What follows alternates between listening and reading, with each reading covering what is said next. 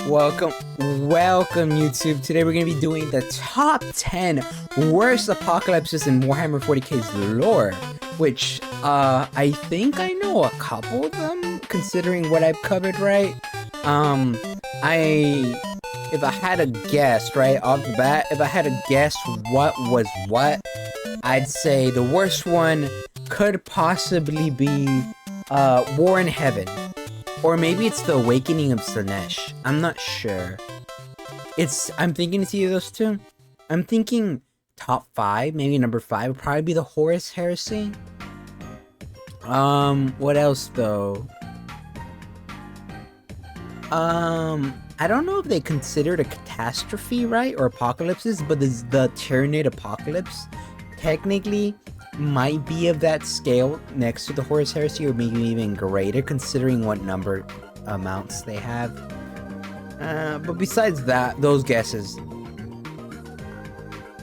that's kind of all the guesses I have, honestly.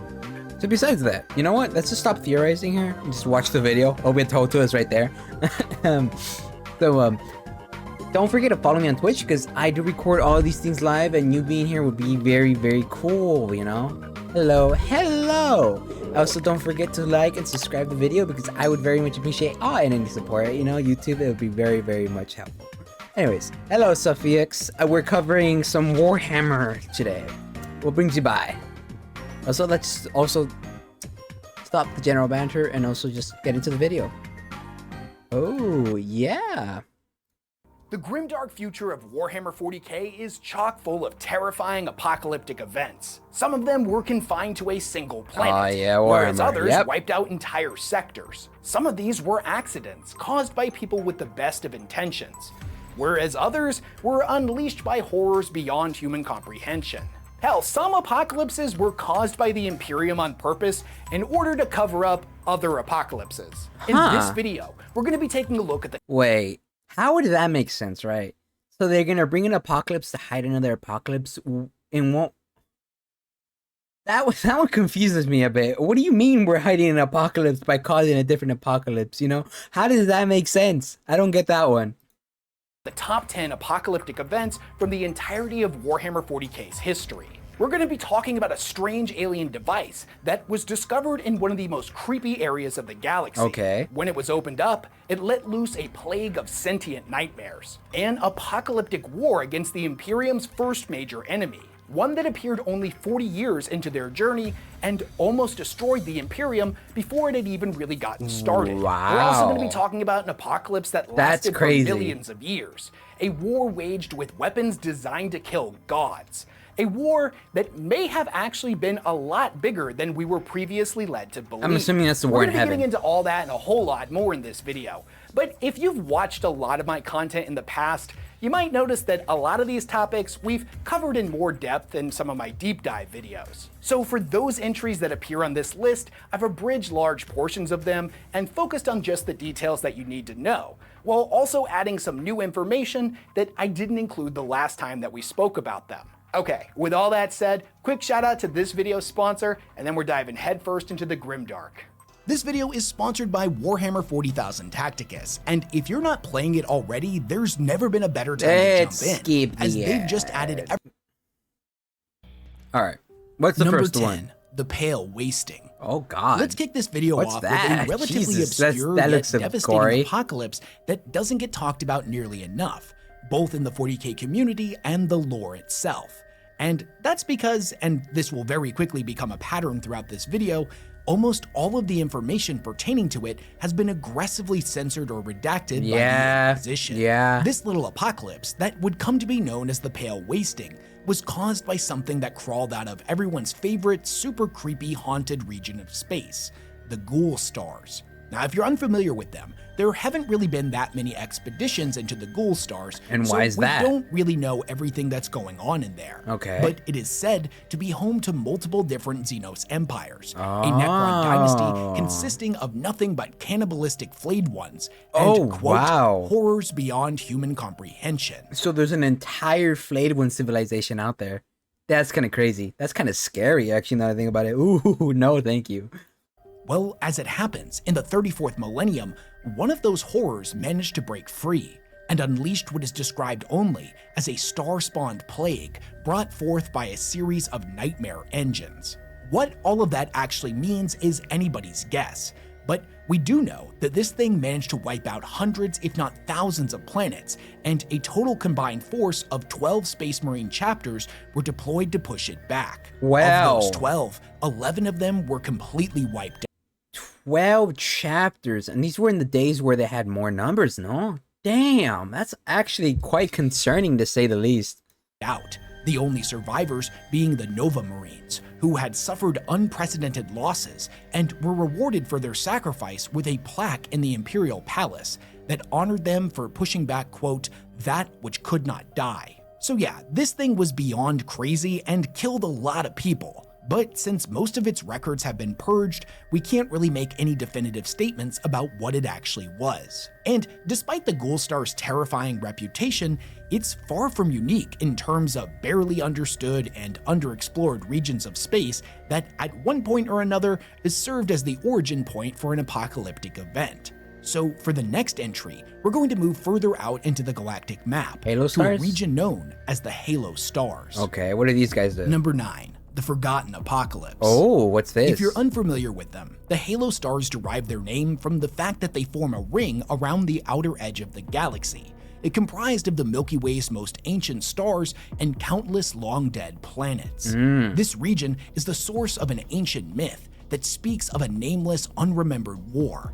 A war said to be unequaled in ferocity and so terrifying that the Inquisition did what it does best. Went about covering up all history of it. Yep, erase Although everything. most of the Halo Stars remain unexplored to this day, there have been attempts from the Adeptus Mechanicus Explorator fleets to probe its hidden secrets in the past. And what One happened? such attempt took place in the 32nd millennium, while the Imperium was still licking its wounds from the Horus heresy. Now, apparently, one of their fleets stumbled upon a truly terrible artifact that would come to be known as the Echoing Vault. Oh, this is the one we talked about. We're not 100% sure what this thing was or who built it.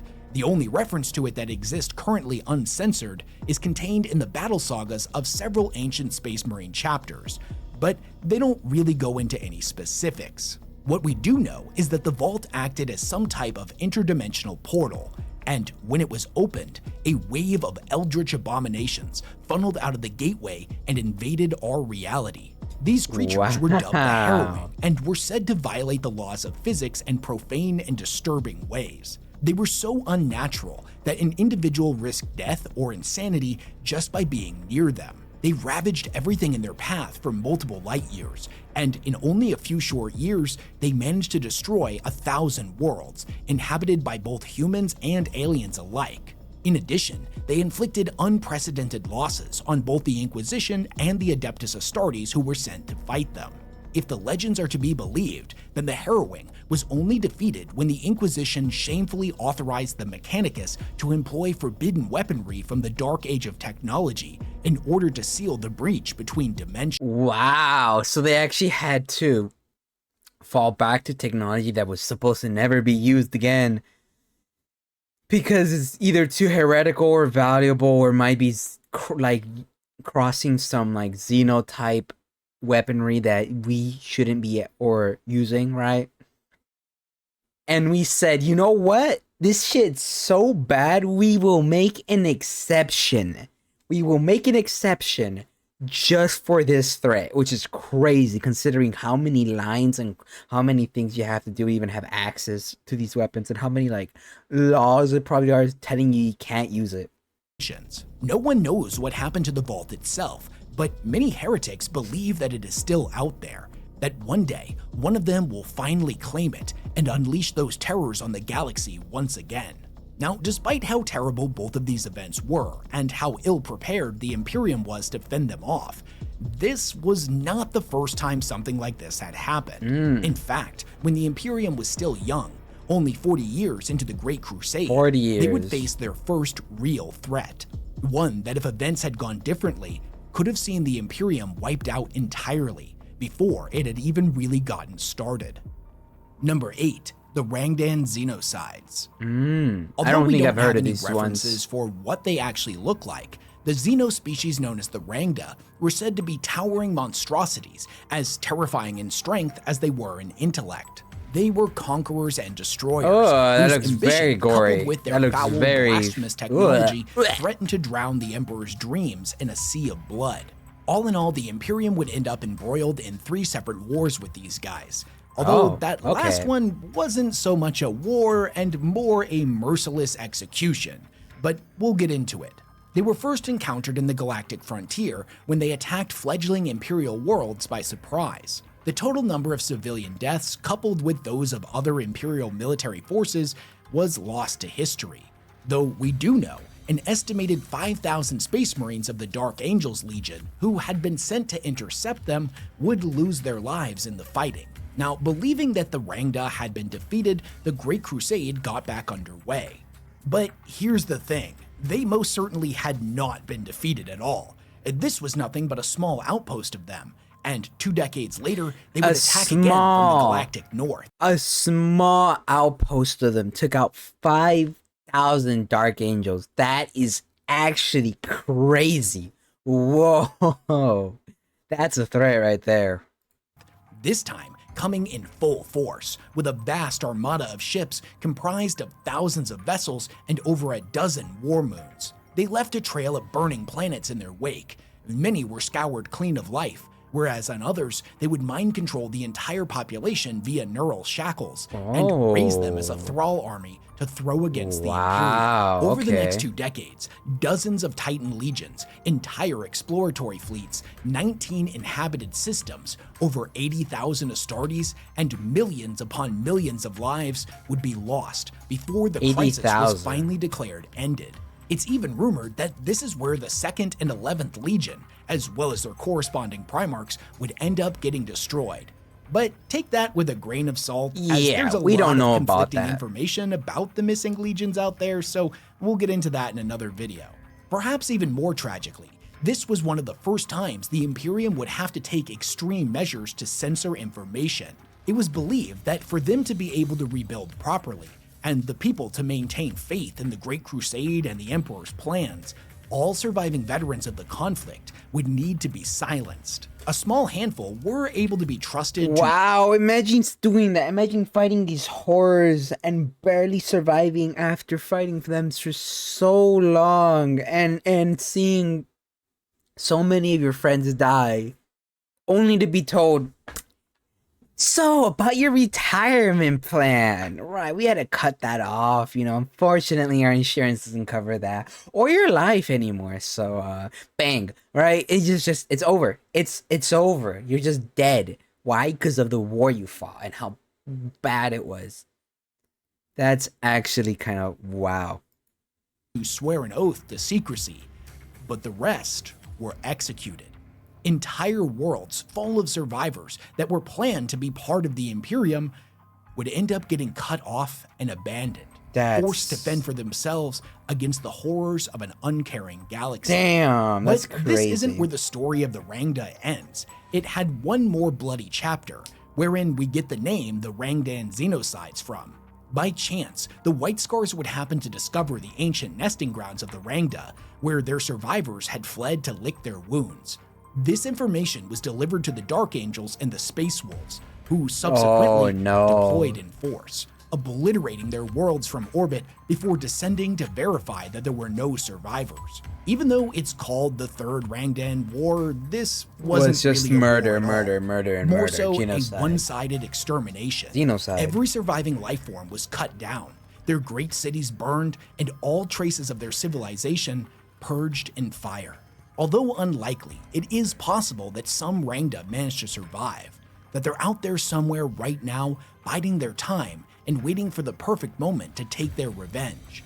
Either way, this would not be the last apocalyptic event inflicted upon mankind by an unknown enemy. There's just so many. But in the next event we're going to talk about, the Imperium was not facing an entire army, but a single creature of incalculable power. Number 7. The Catalexis heresy.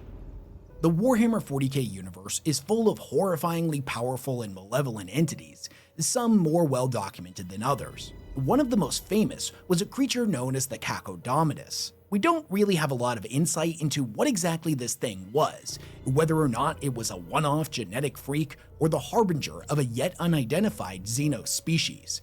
Whatever the case may be, this thing was easily one of the most powerful psychic entities that has ever blighted the physical universe. Oh, it was able to single-handedly mind control the combined populations of 1,300 Imperial planetary systems simultaneously. 1,300 systems were being controlled simultaneously by this thing. God, wow. Not Wait a planets, entire systems. With endless legions of mind-controlled slaves under its control, it kicked off a terrible and bloody war that only stopped when the Black Templars launched a crusade against it that ended in its execution. The amount of death inflicted by this thing was bad enough, but unknown to the Black Templars at the time, who thought they were victorious, the worst was yet to come. Right before the creature succumbed to its injuries, it let loose a terrible psychic death scream that reverberated throughout the warp, amplifying in power with each subsequent echo. As this terrible wave of psychic backlash ripped across the stars, it burned out the minds of 1 billion astropaths, the psychers that make interstellar communication. Oh, fuck. Everybody just lost their GPS system right now.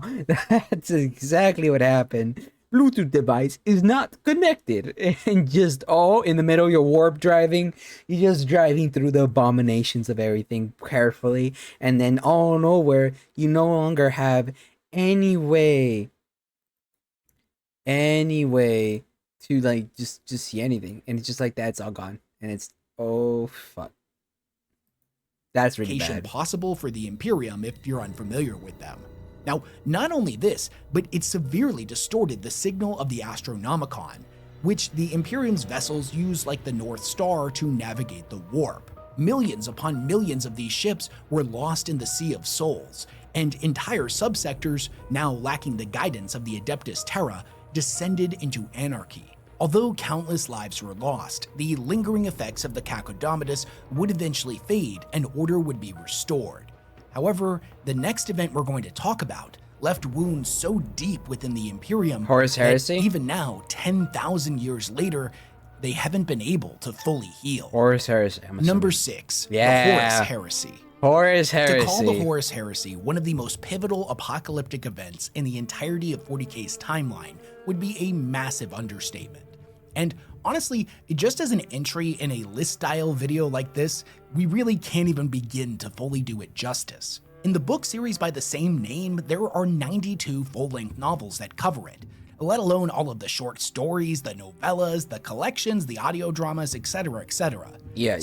We're gonna keep it brief and just stick to the broad strokes. All right. At the tail end of the Great Crusade, the Emperor would return to Terra to work on his Webway project, and would anoint Horus Lupercal, Primarch of the Luna Wolves, as the Great Crusade's War Master. He would lead in the Emperor's place and would speak with his authority. Now, due to a series of manipulations involving the Wordbearers Legion, the Chaos Gods, fucking Wordbearers, I hate them. Sentient anal polyp Shut up. Erebus, Erebus could go die. He would rally half of the Space Marine legions to his cause, telling them that the Emperor had lied to them. He was unfit to lead, and for humanity to survive, he would need to be overthrown. From the first shots of the Drop Site Massacre to the invasion of Calth, all the way to the gates of the Imperial Palace itself in the Siege of Terra, humanity would be embroiled in one of the bloodiest civil wars the species had ever seen. The war would eventually come to an end, wherein Horus, now a full-blown puppet of the Chaos Gods and infused with a portion of their terrible power, faced the Emperor in a final battle on his flagship. He would fail to overthrow him, losing his life and having his soul completely obliterated in the process, but he would succeed in mortally wounding his father. The Emperor would be placed on life support upon the Golden Throne, and would stay there entombed for the next 10,000 years. The total death toll of the Horus heresy is gotta be something immense. Now, the Warhammer Wiki claims that it's somewhere in the realm between 2.3 and 4.6 trillion. Okay, but do we have any evidence on that? I don't know where they're getting that number from. I spent a solid day checking out all of the sources that they had listed, and I'm not seeing it. So if you know of a source that has this exact figure in it, then definitely let me know about it in the comment section. Until then, I'm going to assume this is inaccurate to say the least. Even still, it does give us an idea of just how devastating this event truly was, and they're only really taking into account the lives lost during that 9-year period of time. Considering that 90% of all of the bad things that have happened to the Imperium since this time can at least trace themselves back in some respect to the Horus heresy, the actual death toll is unthinkable. Now, even though the Horus heresy is easily one of the worst things to have ever happened Look at my boy Sanguinius. if you take out the estimated deaths that would occur in the future as consequence of this event, and simply focus on the number of lives lost during the event itself, it doesn't come anywhere even remotely close to the next apocalypse we're going to talk about. Which one are we going to talk about? Number 5, the Tyranids. Yes, Wars. I thought so. I don't think we could do a list about 40K space apocalypses without bringing up the Tyranids. Tyranids are as many such a consider problem. them to be the largest threat the Imperium is currently facing, and that goes for literally every other living creature in the galaxy as well. But all things considered, the Tyranids haven't really been around for very long.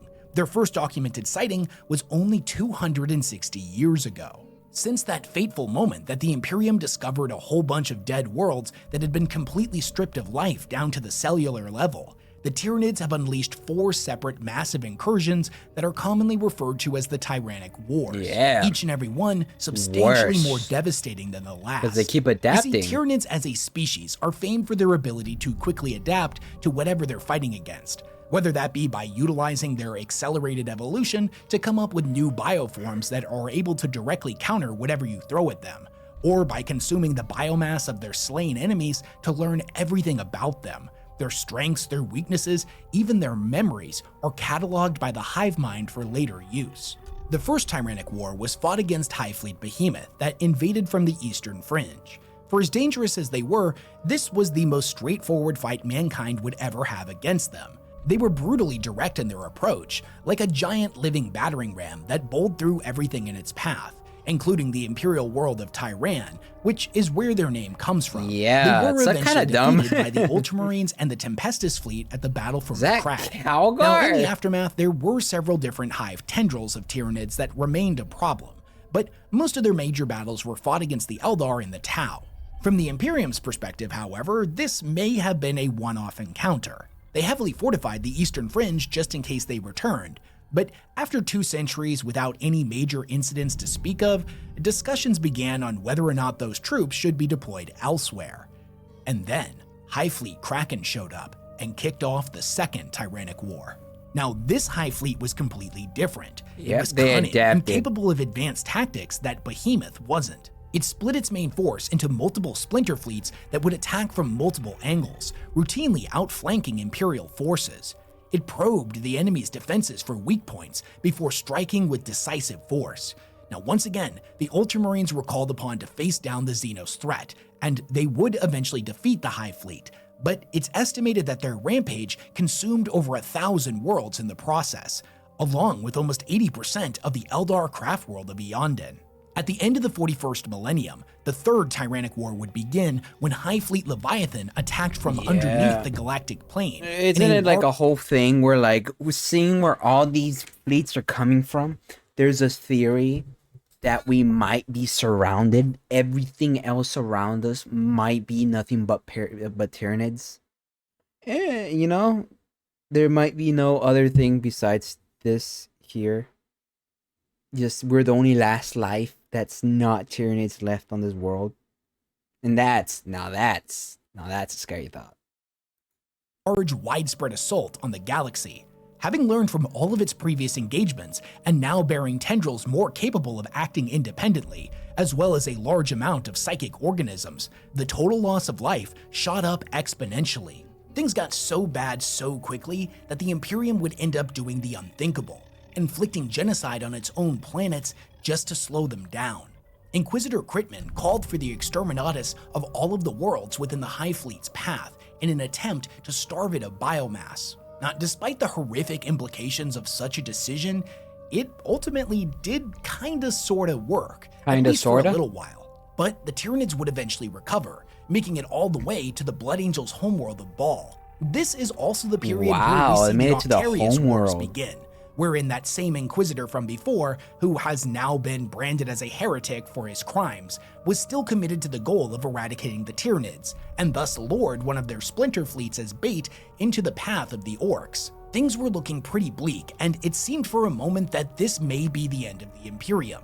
But with the revival of Rabute Gilliman and the opening of the Great Rift, the Tyranid advance was halted and thus ended the Third Tyrannic War. With the launch of Warhammer 10th edition, the Fourth Tyrannic War has fully gotten underway, wherein Leviathan invaded yet again, this time attacking from 3 directions simultaneously. As this is a developing narrative and we don't really have a conclusion to it yet, I'll dedicate a lot more attention to it in its own future video.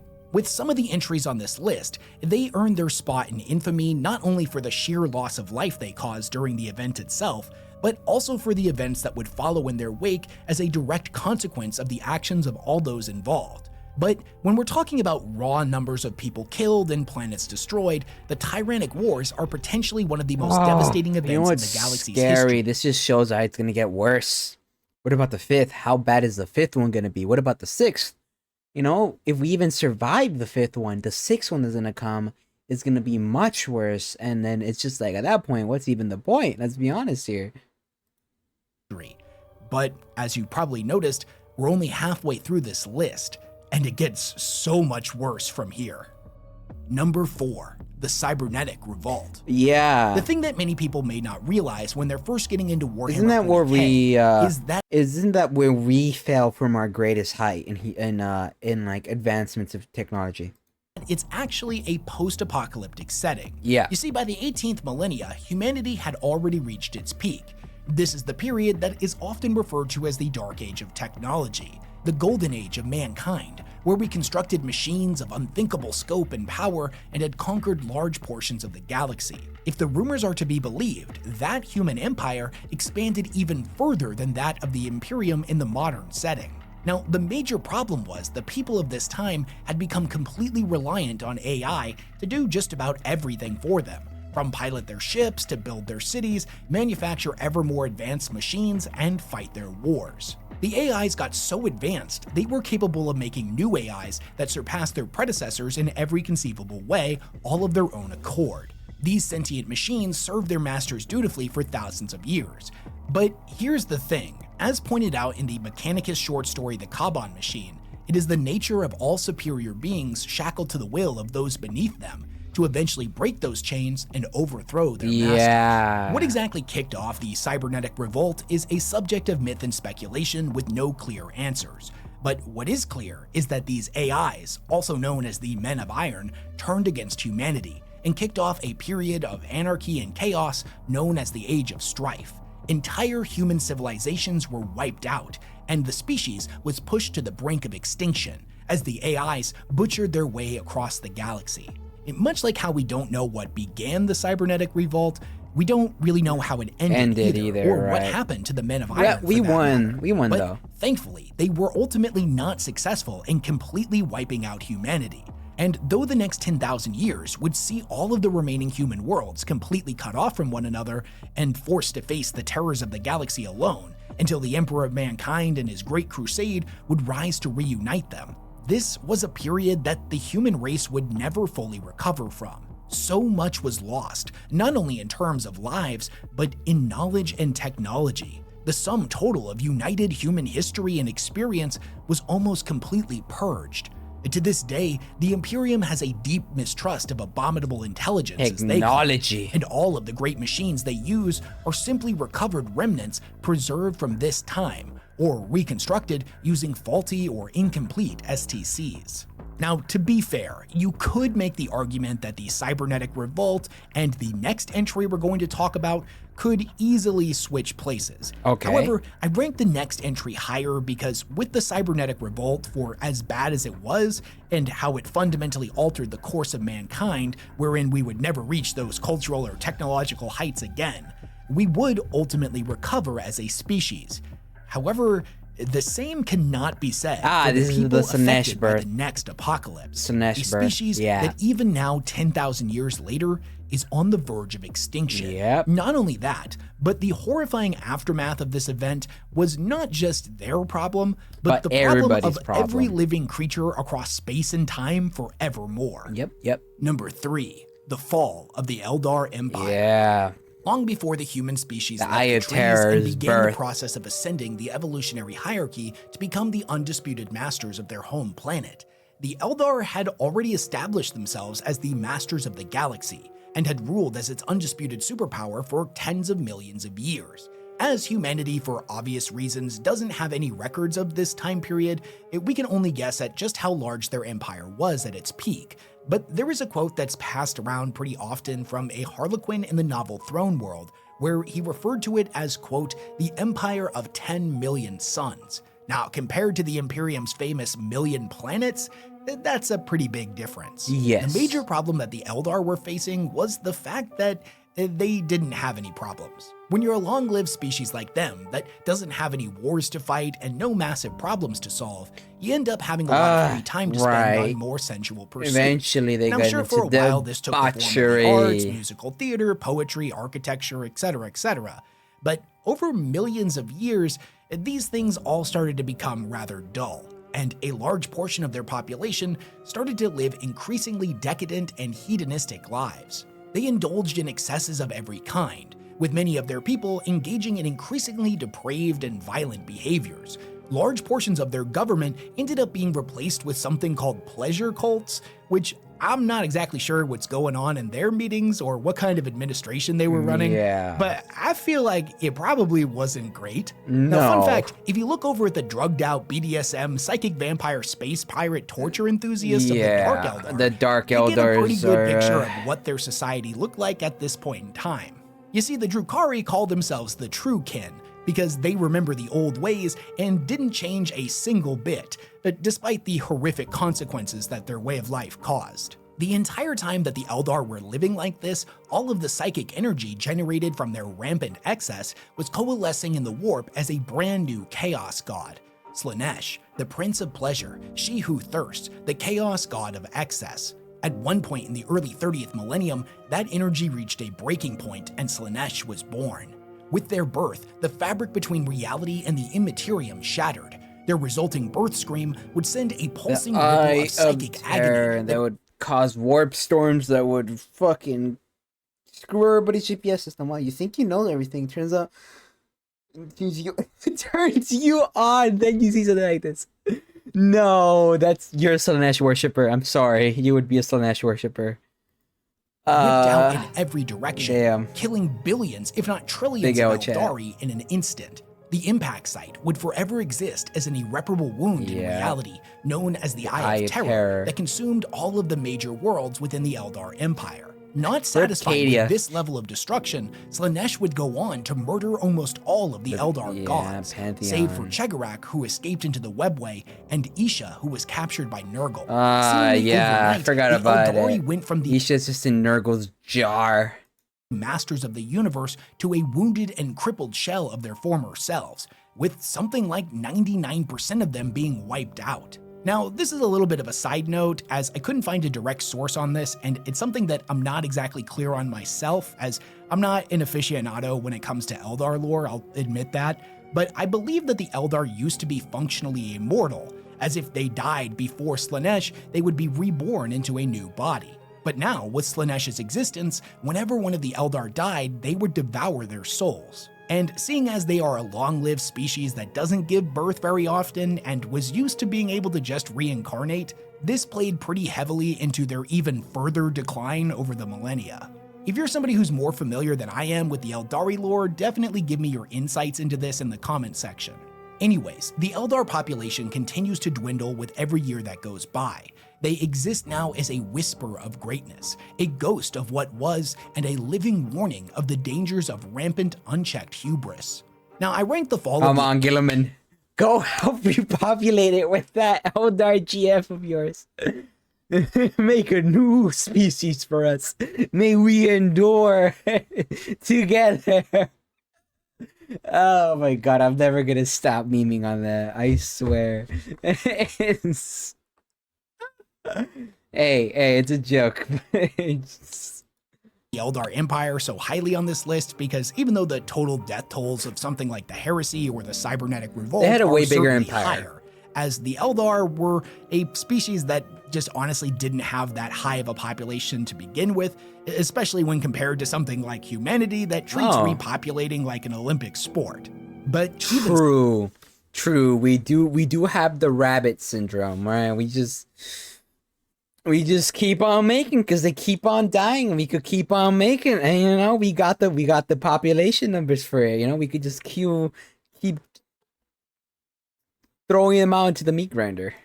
Still, the seemingly infinite death, destruction, and outright suffering that would be unleashed upon the galaxy from this point forward, and in some cases in the past as well, due to time getting weird in the warp. The total death count across space and time resulting from the birth of a new chaos god is impossible to quantify. Much like how the next apocalypse we're going to talk about is not only one of the most defining and destructive moments in the galaxy's history, but it's also one of the most recent apocalyptic events in the lore, one that the Imperium is currently dealing with the direct aftermath of. Number 2, the Cicatrix Maledictum. I don't remember this one. Black Crusade. If you're not familiar with them, a Black Crusade is when a whole bunch of Chaos Space Marines get together within the Eye of Terror, set aside their differences, and set back out into real space for their favorite pastime, doing as much damage to the Imperium as they can. That's bad. The vast majority of these events have been led by Abaddon the Despoiler, though some have been led by other warlords in his stead. Although the damage that each and every one of the Black Crusades has done to the Imperium varies, they have remained as a consistent and dangerous threat. However, all of them pale in comparison to the 13th, wherein Abaddon managed to destroy the fortress world of Cadia, one of the most heavily defended bastions in the entire Imperium that stood right outside of the Eye as the first line of defense against the forces of Cadia chaos. before the guard did he blow up the planet by chucking an ancient and powerful Xenos artifact at it known as a Blackstone Fortress, but this also disrupted a network of Blackstone pylons across the galaxy that was keeping the Eye's malevolent energies at bay. Once they were gone, the energy of the warp began to flood into real space, creating the Cicatrix Maledictum, also known as the Great Rift, that split the galaxy in half. Billions of worlds were caught in its path and believed to have been destroyed outright, as being instantaneously assailed by the raw power of the warp is something that almost none can survive. However, those killed instantly like this may have just been the lucky ones, as all of the planets on the opposite side of the rift from Terra were plunged into the Great Rift, cut off from the Emperor, I don't know how I forgot about this, and every other planet. This half of the galaxy would become known as Imperium Nihilus, and the forces of chaos, which up until this point had been forced to remain within the Eye of Terror, were now able to freely prey upon the stars again. I know it's something that we didn't exactly cover in this video, but if you're a Warhammer aficionado and you know just how bad the Age of Strife was, that's quite literally what is happening on that half of the galaxy right now. It is a lawless realm where every planet is forced to fend for itself, and the enemies of mankind don't have to worry about Imperial reinforcements. They can just raid to their heart's content. The chaos unleashed by the Great Rift is something the human mind is simply not capable of processing. There are just too many variables, too many people, too many factions, too many species affected by it. No matter what planet you're on, this thing is visible across the sky, and by looking at it, a person can be driven to madness. This is exactly what happened on Terra, who, remember, was not caught in the Great Rift's path, not in Imperium Nihilus, and nowhere near really on Terra? But even still, within only a few days of the Rift's appearance, crazy that even on Earth, quadrillions of civilians were plunged into anarchy and insanity. The Adeptus Terra and all of the armed forces that worked for them were completely ill-prepared to handle something like this. They could only barely hold on as they established quarantine zones and cut down hordes of lunatic civilians. Seen from the skies in the Vaults of Terra novel series, it was like the whole world was on fire as rioting spread to every inch of the planet. Even the Astronomicon ended up going out, which caused mayhem across the galaxy, that's bad. as untold millions of ships would end up getting lost in the warp without its light. Now, thankfully, the Astronomicon would end up coming back online about a week later, and order was reinstated. But for a very real moment, this was viewed as the end of days. It was believed to be the final apocalypse. And this was all just on a single world. Similar events were taking place all over the galaxy. fun fact, it's still illegal to look up on many Imperial worlds, as the Great Rift is still illegal to look up. Now, when this one earned its number 2 spot, I included all of the events of the 13th Black Crusade itself and the destruction of Cadia when it came to ranking this particular apocalypse. But realistically, all those could be thrown out the window, as the formation of the Great Rift is not only the most traumatic event that has occurred in the Imperium's history, but also ranks as one of the most apocalyptic scenarios in the entire timeline of the galaxy. The lives lost in the Battle of Cadia pale in comparison to the untold billions swallowed by the Rift itself, and the many more that would fall to the predations of chaos and roaming Xenos parties undefended within Imperium Nihilus.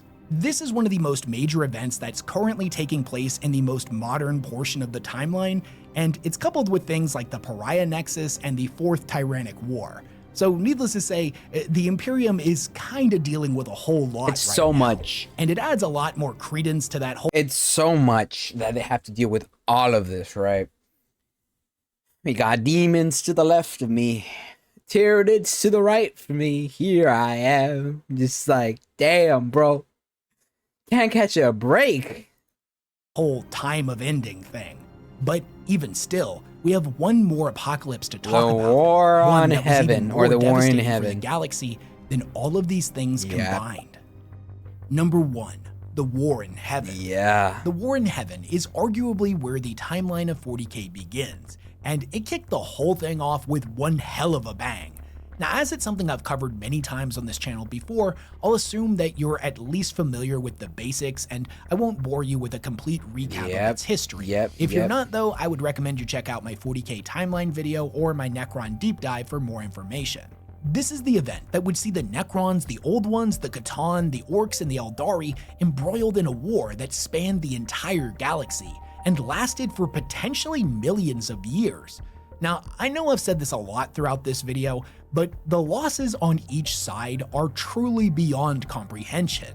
But not only this, you gotta remember that they were not the galaxy's only inhabitants at this time. From all accounts, the galaxy was full of life. From our perspective, 60 million years ago was only a few million years after the end of the Cretaceous period. We had already seen the rise and fall of the dinosaurs and so many other life forms. But in the grand scheme of the galaxy, there are millions, if not billions, of worlds out there that are far older than our own. Worlds that at that point already had advanced, likely spacefaring civilizations on them. The War in Heaven saw the purge of countless species that were either killed for their territory or simply got caught in the crossfire. Now, it's true that we define the galaxy of the 41st millennium as one plagued by never-ending war, but most of the time these are isolated events that end up running their course and are contained to certain systems or sectors. The War in Heaven, by contrast, saw literally the entire galaxy engulfed in non-stop war for millions of years. I think the difference here, right, is because the two gods that were on odds were physical and here at the time, manipulating both sides, unlike, you know, the ones that are just in the warp, so they can't exactly influence too many things, and then, like, it was like the two big honchos were right there and they were pointing at each other pretty much. And some believe that it may have been even bigger than that. Fabius Bile was quoted in his trilogy as saying the War in Heaven wasn't solely confined to our galaxy, but, quote, laid waste to every galaxy in existence. It was a war of star gods and cannibal suns, warp spawn and soulless legions that were more monstrous than any abominable intelligence, machines that devoured entire worlds for fuel, and vampiric entities that drained the energy from stars, cannons that could split reality with a single shot. It was a war that, although ended 60 million years ago, existence has not yet recovered from. The technology used during this period was on such an inconceivable level that it made something like the Eldar Empire at the height of their power or the Dark Age of technology look downright primitive by comparison. Now, I've talked about this thing in many of my other videos, but it bears repeating here just to illustrate how crazy all of this was. Are we going to talk about the current most table? Powerful artifact in existence. Yeah, we're going to talk about the table with the Moonbuster. Is this thing known as the Celestial Orrery that was created by the Necrons during the War in Heaven. If you're unfamiliar with it, it's a holographic map of the galaxy that updates in real time, and is said to be, quote, plugged into the fabric of reality itself. The Sunbuster. If one was so inclined, they could tap on a star in its holographic projection, and the corresponding star in real space would supernova. So I want you to keep that in your head when I tell you this. At the end of the War in Heaven, the Silent King ordered all of the Necrons to go to sleep in their tomb worlds and set the alarm clock for 60 million years. He then severed their command protocols, so when they reawoke, their minds would be theirs once again. He then had all of their craziest god-killing equipment dismantled and destroyed. It was his belief that if they fell into the wrong hands while the Necrons were asleep, or worse, the Necrons that reawoke would immediately declare war on one another, his species, nay the galaxy, could end up getting wiped out. Which, all of that makes complete sense. I totally get it. But somehow, this man's took one look at the celestial orrery and was like, oh, this old thing? Nah, that's it's probably safe. Totally fine it's to leave safe, active. Right? How much damage could a silly old star-destroying map really do? How f***ing crazy was all of the other stuff that he deemed too dangerous to allow to exist? Exactly. So yeah, it might be a little bit of a cop-out, because I think we all knew that the War in Heaven was going to be in the #1 spot. But, yeah. I mean, come on. I don't think you could in good faith put it anywhere else on this list or try to argue one of these other apocalypses needed to be in the #1 spot. But if you do think that, I'd love to hear your reasoning down in the comment section below. There's a lot of events that I ended up leaving out of this video, like the War of the Beast, the Age of Apostasy, or even the Great Crusade itself, because that almost certainly was seen as an apocalypse by everybody that wasn't human. Actually, hell, there were a lot of humans out there too that saw it as an apocalypse, at least the ones that didn't want to join the Imperium and paid a pretty horrible price for that. True. Do you feel strongly that the Imperium itself could be seen as an apocalypse? Any of these or something else I didn't mention should have been included here? If you would rank these yourself, what order do you put them in? What do you think is more important to the ranking, the total amount of damage done during the events or the future consequences derived from their legacy? Let me know all of your thoughts, questions, comments, concerns, and ideas for future videos down in the comment section below. I'm not gonna lie to you, when I was putting this video together, it was pretty fun at first, like every other lore video I make, but by the time I reached the halfway point, I was sitting here at my desk like, I know this is all fiction, it all comes from the grimdark future of 40K, where there's only war and the lore can be cartoonishly dark sometimes, and that's what makes it fun. But am I really sitting here on a random Tuesday making a top 10 genocides YouTube video? Because that feels like the most dystopian thing I've ever heard of. And on that bleak note, a big thanks to everyone who supports all the work that I do, and I will catch you all in the next one. All right. Yawning. That went exactly how I thought it would. Of course, War in Heaven's best. Or, top. I thought that or the Rift would be second, right? I honestly didn't know that the Eye of Terror and the Rift were not at the same time. I thought they happened at the same time. I thought it was at the same time. Not that one happened first, and then they did a little messing around, and then boom, the big Rift happened. I didn't know that. I didn't know. Yeah. Anyways, that's been my that's been my reaction to that. I gotta say, that was pretty good. I liked it. I like how it went from smaller scales to like a couple planets, to planet sectors, to war on multiple sides of the galaxy, to like most of the galaxy, to half of the galaxy, to all of the galaxy, if not more. Which, if the Necrons had a war that went that long and they were that much in control and understanding of the galaxies, or basically the universe, and for them to say, you know what, the greatest threat we have right now is actually the Tyranids, says quite a lot, honestly. It says quite a lot. Anyways, that was my reaction to top 10 worst apocalypses in Warhammer 40K by Weshammer. Obviously, the original video is going to be in the description, so if you want to watch that, head on over there. But yeah, that was my reaction. I appreciate you guys watching it, and don't forget to like and subscribe. Besides that, I'll see you guys next time, YouTube. Bye bye. Ow.